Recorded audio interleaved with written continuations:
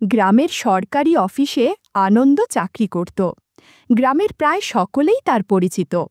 সরকারি অফিসে গ্রামের কারো কোনো কাজ থাকলে প্রথমেই আনন্দের সাথে দেখা করত।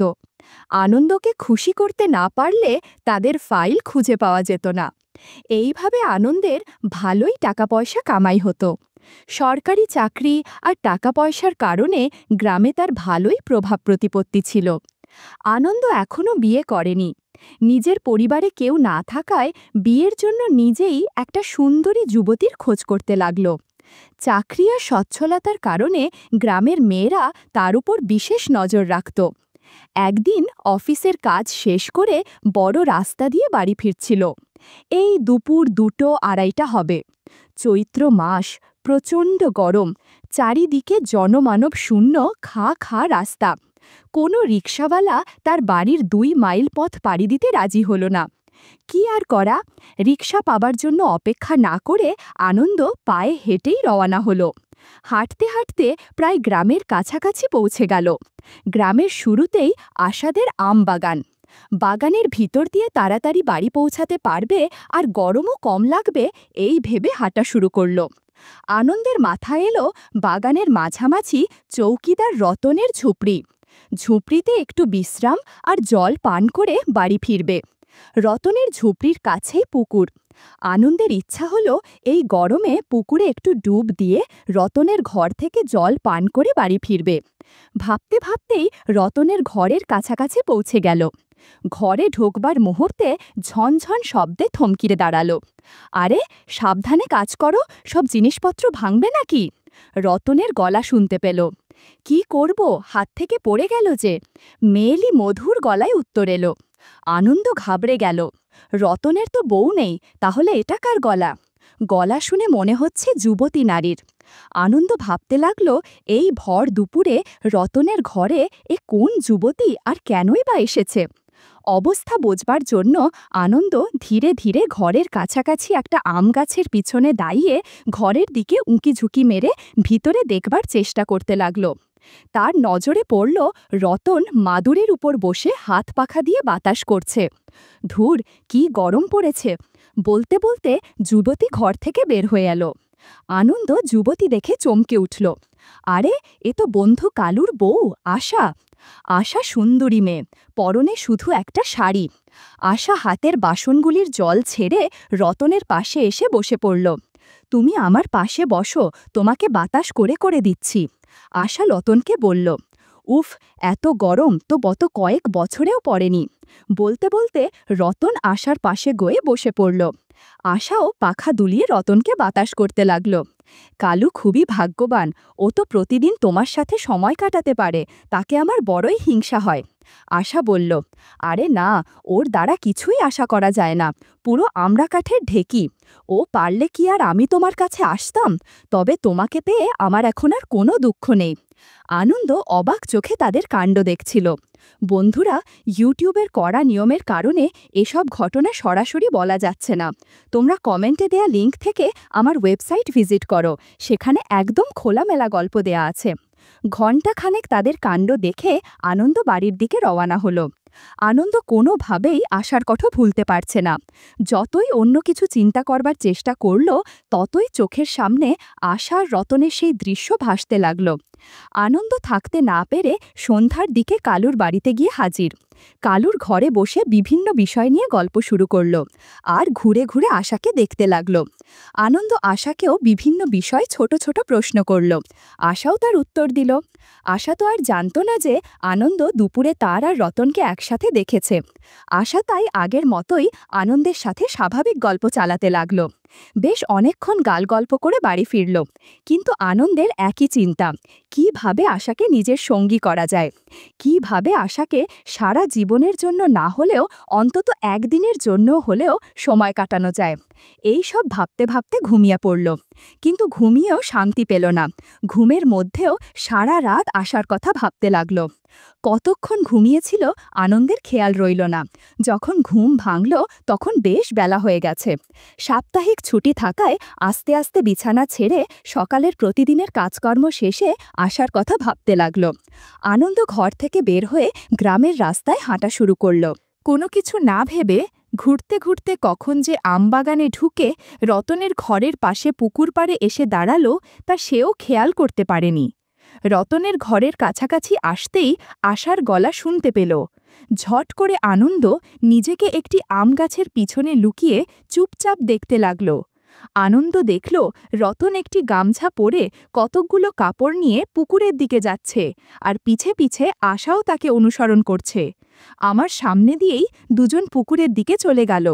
আমি কোনো মতে নিজেকে পুকুরের ধারে গাছের পিছনে লুকিয়ে নিলাম। আশা ততক্ষণে হাঁটু জলে নেমে যতদূর সম্ভব কাপড় তুলে রতনের কাপড় ধুতে শুরু করে দিয়েছে। এ সময় আনন্দ বেশ ভালোভাবে পর্যবেক্ষণ করে নিয়েছে। অনেক অদৃশ্য বিষয় চোখে পড়েছে, কিন্তু দুঃখের বিষয় আনন্দ কিছুই করতে পারছে না। সময়ের সাথে সাথে দূরত্ব আরও কমতে থাকে। ওদের কথা থেকে বুঝলাম কিছুক্ষণ আগেই ওরা কাজ করে এসেছে, যে কারণে এখন জামা কাপড় ধুয়ে নিচ্ছে। একটু পর দুজনে ঘরের উদ্দেশ্যে হাঁটতে শুরু করল। বাড়ি যেতে হবে, ঘরের অনেক কাজ পড়ে আছে।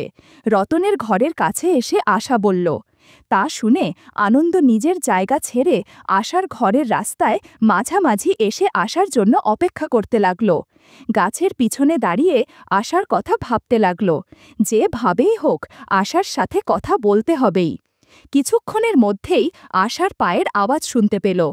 আশা কাছাকাছি আসতেই আনন্দ ঝট করে আশার সামনে এসে দাঁড়াল। আশা থমকিয়ে গেল, কিন্তু আনন্দকে দেখে সাহস ফিরে পেল। আরে আনন্দ ভাই, যে এখানে দাঁড়িয়ে কি করছেন? আশা প্রশ্ন করল। আশার ভয় হলো আনন্দ কি কিছু দেখেছে নাকি। তোমার জন্য অপেক্ষা করছি, কি করব বলো? রতনের ঘরে গিয়েছিলাম, কিন্তু তোমরা দুজনে ব্যস্ত ছিলে বলে আর বিরক্ত করিনি, আনন্দ সাহস করে বলে ফেলল। ব্যস্ত দেখেছেন? কি দেখেছেন? সব কিছুই কি? আশা লজ্জায় লাল হয়ে মাথা নত করে আনন্দকে প্রশ্ন করল। সব কিছুই। তুমি কি জানো, আমি যদি কালুকে সব বলে দিই তো তোমার অবস্থা কি হবে? আনন্দ সুযোগ পেয়ে মাথা ঝাঁকিয়ে বলল। আনন্দ ভাই, দয়া করে কাউকে কিছু বলবেন না।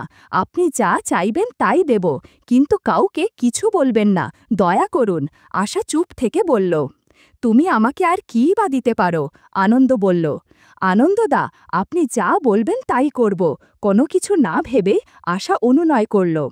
আমার সঙ্গে এসো, আজ আর কাল তোমাদের কাজ দেখে আমারও কাজ করতে মনে চাচ্ছে। তোমার সাথে কাজ করে আমার খুব ভালো লাগবে। আনন্দ সুবর্ণ সুযোগ দেখে আশার হাত ধরে। এটা কিভাবে সম্ভব? আমি না আপনার বন্ধুর বউ, আপনি আমার দাদার মতো। আমি আপনার সাথে এইসব কিভাবে করব? আশা বাধা দেবার চেষ্টা করে বলল। তুমি কিন্তু কথার খেলাপ করছো। আমি কিন্তু এখনই গিয়ে কালুকে সব বলে দেব, আনন্দ ধমকের সুরে বলল। এই শুনে আশা চিন্তা করতে লাগল। আনন্দের কাছে থাকলে আনন্দ কালুকে জানাবে না, কিন্তু রতনের সঙ্গে সময় কাটানোর ওইসব কথা জানতে পারলে কালু ঘাড় ধরে তাকে ঘর থেকে বের করে দেবে।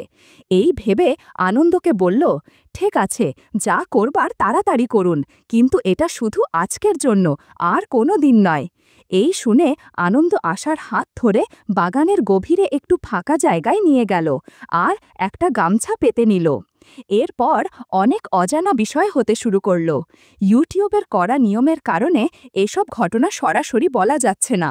তোমরা কমেন্টে দেয়া লিঙ্ক থেকে আমার ওয়েবসাইট ভিজিট করো, সেখানে একদম খোলামেলা গল্প দেয়া আছে। বেশ কিছুক্ষণ পর আনন্দ বলল, তোমার যখনই এর প্রয়োজন হবে আমাকে ডাকবে, আমি তোমার খেদমতে তৈরি থাকব। ওই দিন সন্ধ্যায় আর থাকতে না পেরে আশাকে দেখবার জন্য আনন্দ তার বন্ধু কালুর ঘরে গিয়ে উপস্থিত হল। উঠানে বসে আনন্দ আর কালু আবল তাবল গল্প করতে লাগল। আশাও আনন্দকে দেখে খুশি হল, বসতে বলে নিজের কাজে ব্যস্ত হয়ে পড়ল। কালুর অজান্তে দুজন দুজনকে দেখতে লাগল, আর দুপুরের অভিজ্ঞতা মনে করে মৃদু মৃদু হাসতে লাগল। সন্ধ্যা আরও গড়িয়ে রাত হলে কালুর কাছ থেকে বিদায় নিয়ে নিজের ঘরের উদ্দেশ্যে রওয়ানা হল। আনন্দ কালুর বাড়ির মোড় ঘুরতেই দেখল আশা তার জন্য অপেক্ষা করছে। আনন্দ উৎসাহিত হয়ে এগিয়ে গেল। আনন্দ, রাত 10টার দিকে আমাদের বাড়ি এসো, পিছনের দরজা খোলা থাকবে, আমি তোমার জন্য অপেক্ষা করব। আশা খুবই আস্তে আস্তে কথাগুলো বলে, তাড়াতাড়ি নিজের বাড়ির দিকে চলে গেল। আনন্দ আশার সাহস দেখে একটু অবাকও হল। খুশিতে আনন্দ দৌড়িয়ে নিজের বাড়ি ফিরল, তাড়াতাড়ি স্নান করতে ঢুকল। নিজেকে পরিষ্কার পরিচ্ছন্ন করে সবচেয়ে ভালো লুঙ্গি আর শার্ট পরে আশার বাড়ির পিছনে পৌঁছে গেল। এখন শুধু 10টা বাজার অপেক্ষা। দরজায় ধাক্কা দিয়ে দেখল দরজা খোলা রয়েছে এবং ঘরের ভেতরে আলো জ্বলছে, কিন্তু কারো আওয়াজ পাওয়া যাচ্ছে না। ভয়ে ভয়ে ঘরের দরজা ভেজিয়ে ঘরের বাইরে আসার জন্য অপেক্ষা করতে লাগল। প্রতিটি মুহূর্ত আনন্দের মনে হতে লাগল কয়েক যুগ। আনন্দ, কই তুমি? ভিতরে আসো। আশার চাপা গলা শোনা গেল। আশা বাইরে এসে আনন্দের হাত ধরে ভিতরে আসতে বলল আর দরজা বন্ধ করে আরেকটি ঘরে নিয়ে গেল। ঘরে মাদুরের ওপর অত্যন্ত যত্নের সঙ্গে পরিষ্কার চাদর আর বালিশ বিছানো। আনন্দ নিচু স্বরে বন্ধু কালুর কথা জিজ্ঞেস করল।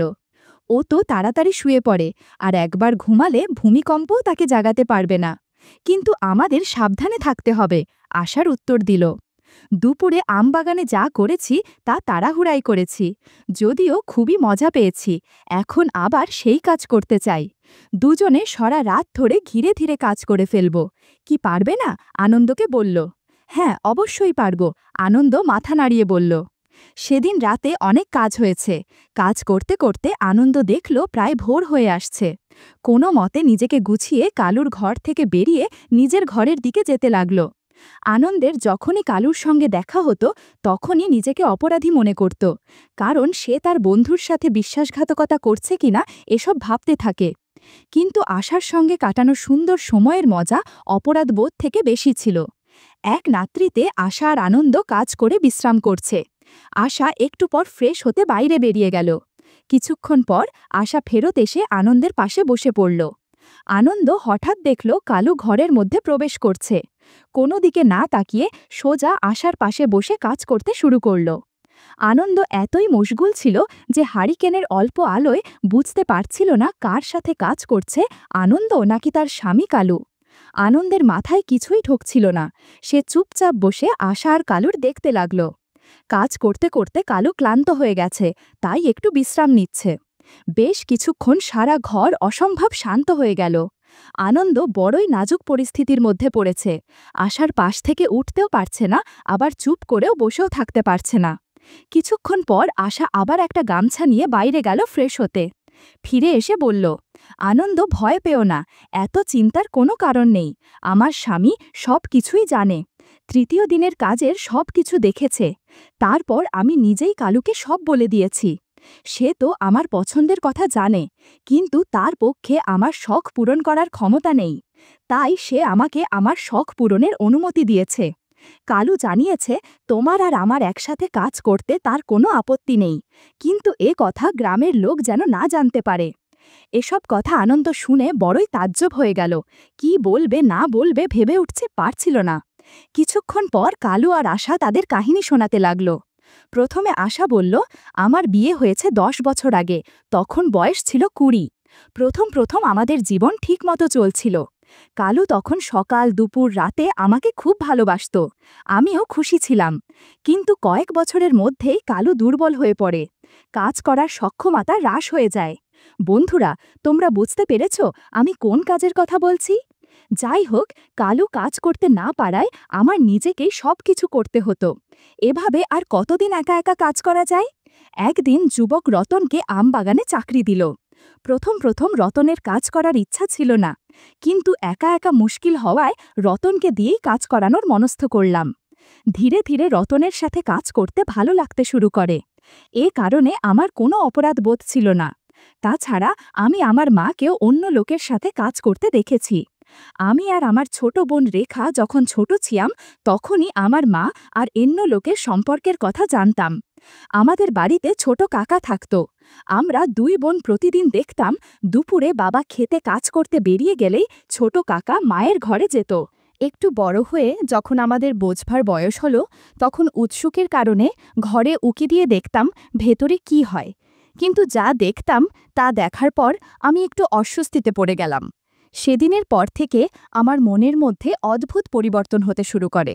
আমার আর কালুর বিয়ের বছরখানেক পর কালু যখন আর কাজ করতে পারে না, তখন আমি আমার মায়ের কথা কালুকে বলে দিলাম। কালু নিজেকে অসহায় মনে করতে লাগল।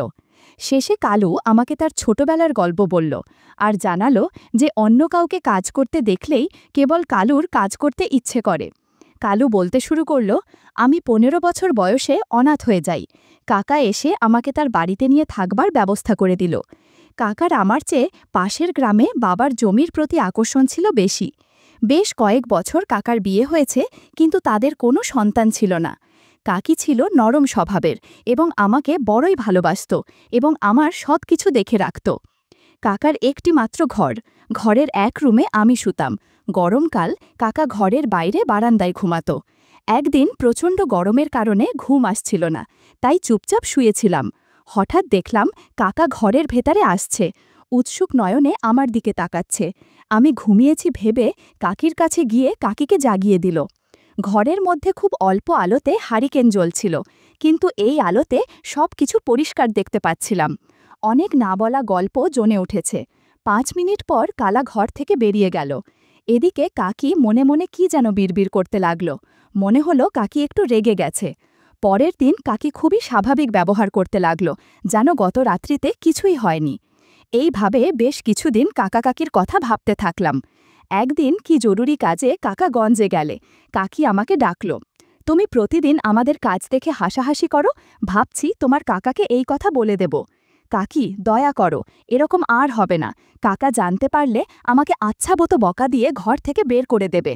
আমার থাকবার কোনো জায়গা নেই, কোথায় যাব? কাকি, দয়া করে বলো না, তুমি যা বলবে তাই করবে, কিন্তু কাকাকে কিছু বলবে না। আমি ভয় পেয়ে বিভিন্নভাবে কাকিকে অনুরোধ করতে লাগলাম। কাকির মন একটু নরম হলো।